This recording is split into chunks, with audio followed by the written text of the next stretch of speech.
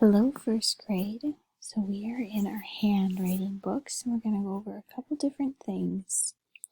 So if you can watch my mouse, make sure these lines, those are your guidelines.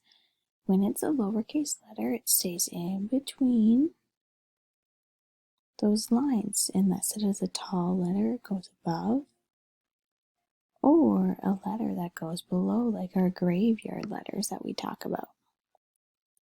So make sure you start correctly. You start on the lines, not above, not below.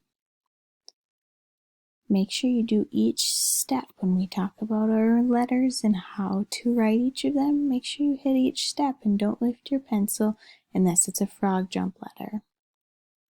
Bump those lines. Do not bump above, do not bump below unless it's the letter that needs to go above. Because if you would bump above with an A, and go way up here above the lines, it would be a letter D, which wouldn't be the A that we would want. Next is make sure you check your word.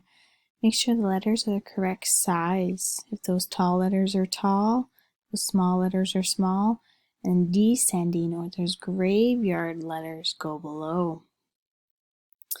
Spaces between your words are just little spaghetti noodles. That's all you should put. Just little itty bitty spaghetti noodles. The biggest thing I want you guys to work on is when you're doing your sentences, it should be spaghetti, spaghetti, big giant meatball there.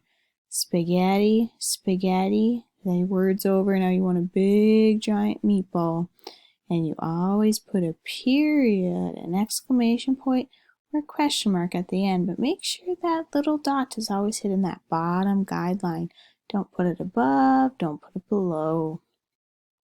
Next, I'm going to put some sentences on a lined piece of paper, and I want you to try moving those letters and words into the correct spots on the line that they should be. When you're done, turn it in.